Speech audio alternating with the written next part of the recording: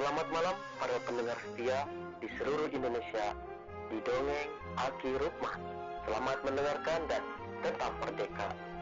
Assalamualaikum warahmatullahi wabarakatuh. Bismillahirrahmanirrahim. Allahumma sholli ala sayyidina Muhammadinil fatihi lima ukhliqo wal khatimi lima syabaqo nasiril haqi bil haqi wal hadi illa siratikal mustaqim wa ala alihil haqqo wa mix darihil azim amma ba'du. Bapak Ibu dan kawan-kawan sekalian serta anak cucu Aki dimanapun menyimak dongeng ini. Kali ini Aki akan melanjutkan obrolan tentang retret para penyuluh KB dan sekaligus jambore seluruh Jawa Barat, karena ini adalah momentumnya cukup besar dengan melibatkan 2.000 peserta. Walaupun juara pernah ya 5.000, itu kan tahun 2011. Baik, Aki itu yang pertama adalah setelah mendisiplinkan, memberikan tanggung jawab, kemudian Aki diberi waktu kurang lebih 30 menit. Tapi biasa, bukan juga Aki kalau tidak bablas angine, mungkinlah sampai 40 menit berdiskusi antara PLKB periode tahun 70, periode 80-90 dan periode 2000 ke sini. Berarti ada lintas 3 generasi. Nah, Aki walaupun demikian bercerita ngobrol dengan mereka.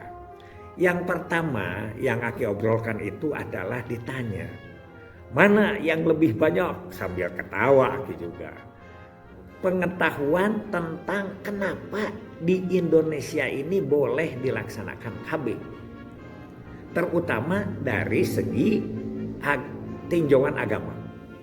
Gak ada yang jawab, mungkin gak hafal, mungkin ya karena besar, mungkin saja. Sampai Aki tantang, Aki punya lebih daripada 10 ayat di agama Islam dan punya pandangan-pandangan di tempat lain. Kenapa yang begini Ki masih dibahas? Ternyata ini tidak selesai. Mungkin selama hidup hayat di kandung badan atau selama program ini ada. Kenapa? Terbukti kemarin. Waktu heboh tentang vasektomi haram dan halal. Itu kan kemarin.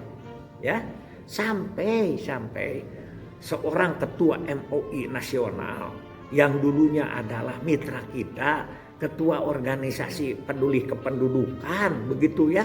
Dia bercerita di media sosial, menurut Aki itu tidak bijaksana. Tidak, bukan kurang bijaksana lagi, tidak bijaksana.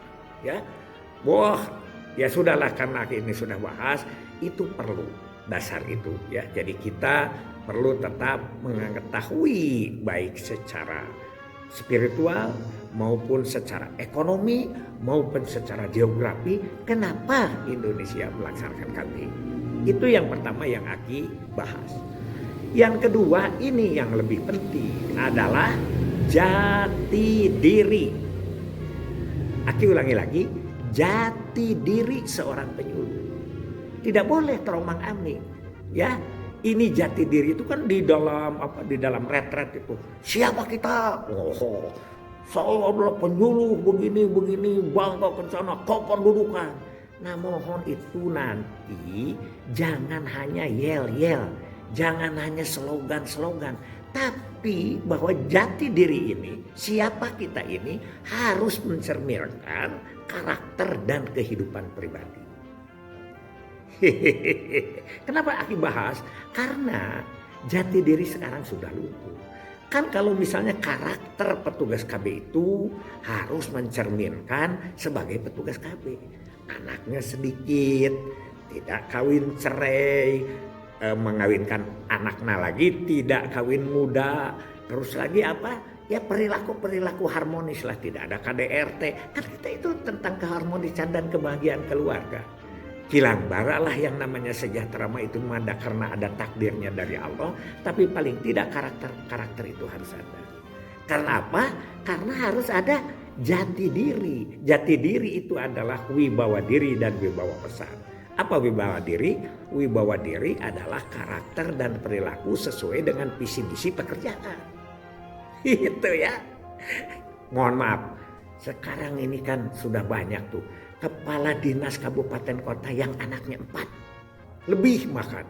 Ada kepala bidang yang anaknya 6. Dia tidak salah karena sekarang ini apa? Pemimpin-pemimpin kita, para bupati, baperjakat tidak mikir soal itu.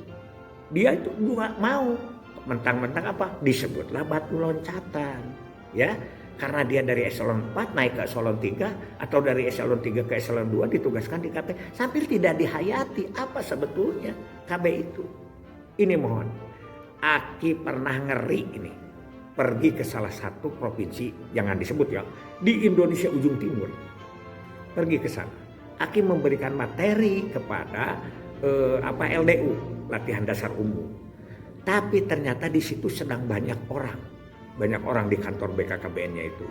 Lalu Aki tanya, ini lagi apa? Ini Ki katanya adalah sedang mengurus administrasi, mau melamar menjadi P3K BKKBN. Oh gitu, iseng-iseng Aki kan nanya kepada salah seorang, Ibu mau melamar BKKBN? Iya betul Bapak. Jadi Anda sudah bisa menerpa itu di mana gitu ya. Nah terus bagaimana? Berapa anak Ibu? Saya anaknya 6. Jadi anak 6. Dengan tidak ada raut muka kaget atau bagaimana, dia melamar menjadi P3K BKKBN. Mana ini? Dulu kita sampai pernah tuh, sekarang ada jawaban. Yang tidak boleh kawin dulu, yang anaknya lebih itu tidak boleh diterima dan lain sebagainya. Itu adalah jati diri. Ada tuh ya. Sekarang itu adalah kemajuan atau kemunduran? Manggalah. Tadi juga kemajuan atau kemunduran yang tentang ulama yang masih mengharapkan dan tidak boleh diekspos di media dan lain sebagainya. Ini makanya Aki bukan soal apa-apa. Silahkan teknologi berkembang, tapi hakikat tentang problem itu jangan hilang. Betul tidak? Nah yang ketiga, ini Aki, kan sekarang ini lagi musimnya Harganas. Saya tanya, siapa yang melaksanakan Harganas tingkat desa? Mereka tidak pada ngacung, mungkin ada ya, mungkin ada. Kalau tidak kelihatan mungkin sendiri. Terus yang kedua, kapan, di mana ada yang Harganas tingkat RW? Ternyata tidak ada. Aki bilang bahwa Aki hanya dengan bermodalkan sisa-sisa gaji pensiun ditambah dengan kesepakatan bersama masyarakat, Aki melakukan Harganas tingkat RT. Mereka diam. Inilah karena Aki disuruh motivasi oleh Pak Samsul. Begitu. Itu Aki ceritakan bahwa ini adalah yang disebut dengan Harganas tingkat desa. Tingkat RT, tingkat desa ada katanya ya, yang begitu. Sampai saya tanya, kemana tuh Pak Iwan Jamaludin dari Purwakarta? Sampai tanya gitu, ternyata dia adalah sakit ya, berada di tenda kata teman-temannya. Apalagi banyak materi Aki yang sekarang akan Aki sampaikan lagi, adalah tentang apa? Tentang ketidakpekaan terhadap kebijakan daerah. Ingat loh. Kita itu adalah program KB itu sekarang otonomi daerah. Otonomi daerah itu siapa yang punyanya? Gubernur, bupati wali kota, dan kepala desa. Jadi kita harus manut di situ. Kenapa? Sekarang ada kebijakan yang mengaitkan antara program KB dengan bantuan sosial. Dulu itu bareng. Yang memberikan bantuan sosial misalnya pertanian tentang sapi, perikanan tentang bibit ikan. Kita tahu orang yang diberi bantuan dan kita motivasi pada saat itu.